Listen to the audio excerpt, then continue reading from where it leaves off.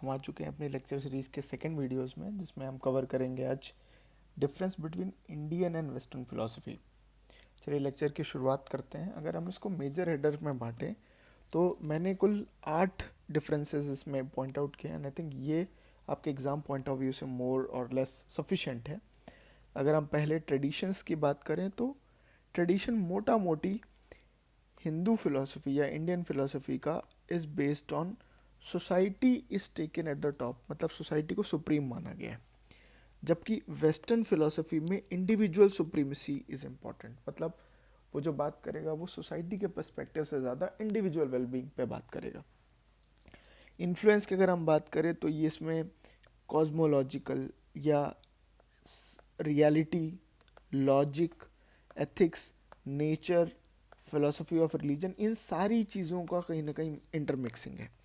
अच्छा, आपको याद होगा मैंने लास्ट लेक्चर सीरीज़ में मेंशन किया था कि इंडियन और वेस्टर्न फिलॉसफी में जो सबसे बड़ा डिफरेंस है कि Indian philosophy epistemology, metaphysics, logic, ethics, इन सारी चीज़ों का फिल्टर लगा करके आगे पास ऑन होती है। बट वेस्टर्न फिलॉसफी में ये ज़रूरी नहीं है, बिकॉज उसमें हो सकता है कि एक ही पर्टिकुलर क्राइटेरिया को फुलफिल करें and then they will derive it. तो कहीं ना कहीं वेस्टर्न फिलोसफी वेस्टर्न साइंस पे बेस्ड होगी तो ऑब्वियस है, मैथमेटिक्स पे बेस्ड होगी एंड देन इस पे जो इन्फ्लुएंस है कहीं ना कहीं वेस्टर्न रिलीजन यानी क्रिश्चियनिटी का आएगा। देन अगर नेचर की हम बात करें तो यहाँ पे व्हाट्स रियली रियल, मतलब जनरल नॉलेज पे ज़्यादा फोकस है।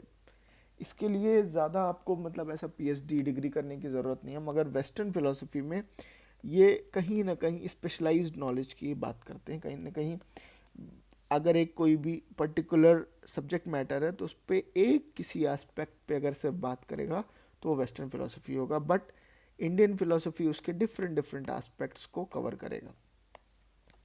देन रिलीजन की अगर बात करें तो Indian philosophy is a mixing of Hinduism, Islam, Taoism, Buddhism, इन सब को आपस में समाहित करके इंडियन फिलोसफी का निर्माण हुआ है। और बेस्ट पार्ट यही है कि इसमें सबके कुछ ना कुछ एलिमेंट आपको देखने को मिलेंगे। But western philosophy begins and ends with Christianity. आगे अगर हम बात करें तो अगर सिंपल आपको डिफरेंस देखना हो तो इंडियन फिलोसफी का इनहेरिटेड पार्ट है रिलीजन, चाहे वो वेदांत हो, अद्वैत वेदांत हो, शुद्ध वेदांत हो, स्वांख्य हो, न्याय हो, ये सारी की सारी चीज़ें रिलीजन को कहीं ना कहीं इंटीग्रेट करती हैं। बुद्धिज़्म हो, जैनिज़्म हो, मगर वेस्टर्न फिलोसफी कहीं ना कहीं अपने आप को रिलीजन से अलग करता है या रिलीजन को अपोज करता है। ये और रिलीजन दो के दोनों अपने आप को अलग शोर पे पाते हैं।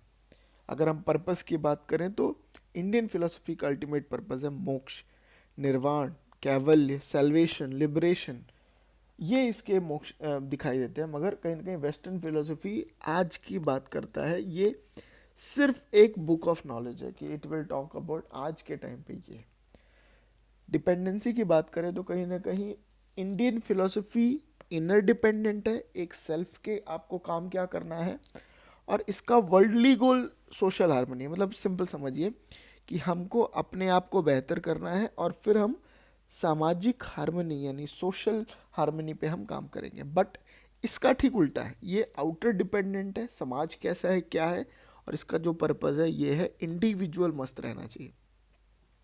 तो ये जो 8 डिफरेंसेस हैं इनको मैंने उन्हीं सीक्वेंस में किया है कि जिसमें आपको याद रखना है।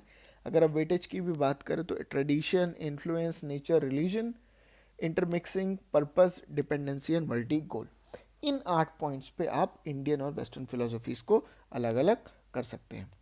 Thank you everyone, thank you.